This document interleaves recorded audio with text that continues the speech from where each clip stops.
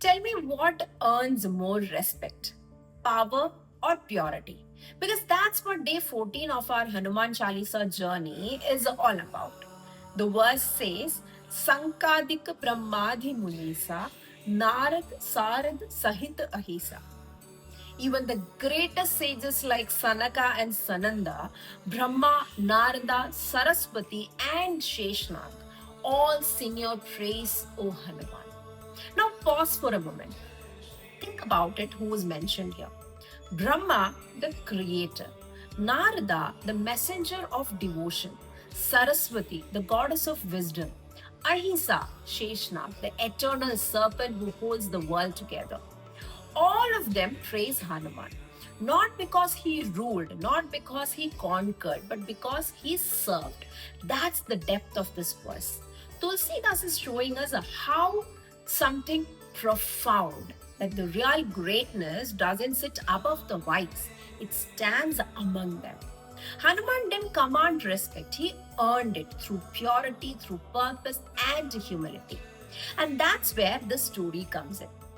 A few years ago in 2018, a small story made it to the Hindu's weekend edition. It was about a man named Shivang Norfar, an engineer from Ladakh. He wasn't a celebrity, he wasn't a politician, he wasn't a millionaire as well. He was a quiet man who spent his retirement years building something extraordinary: artificial glaciers. When he noticed that his villagers are struggling because of melting snow and vanishing water sources, he decided to fix it. Without funds, without a team, without waiting for government approvals, he used stones, pipes, and simple slopes to slow down mountain streams. He made them freeze into ice sheets that would melt slowly in summer, creating year round water for farming. He built 15 such glaciers, saved thousands of lives. And when journalists called him the Glacier Man of India, he smiled and said, I did what needed to be done. That line, that simplicity is the sound of purity. He didn't do it for applause, he did it for alignment, just like Hanuman. Because in a world where everyone wants recognition, purity is a rare quality.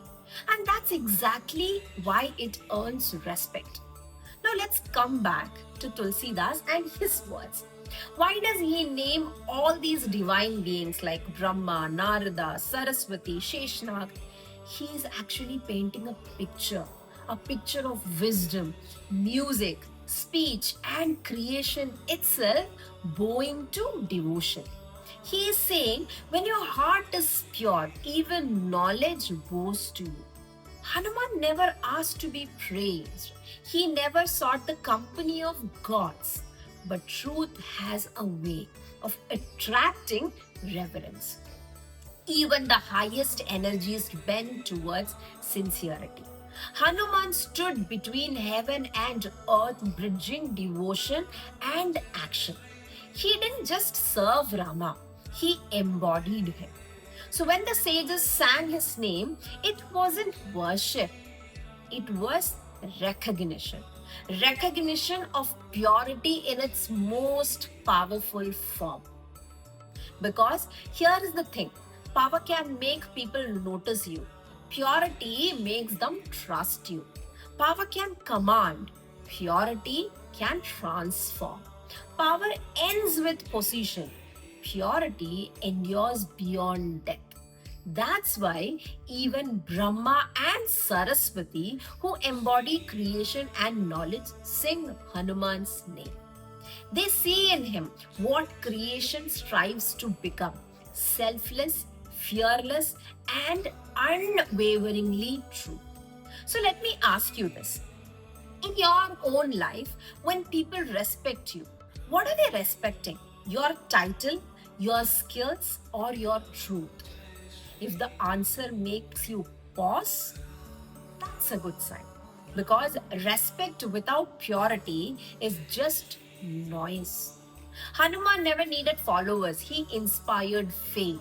He never needed wealth. He carried wealth within, the wealth of intention. And that's the invitation of this verse. You don't have to be known. You just need to be real.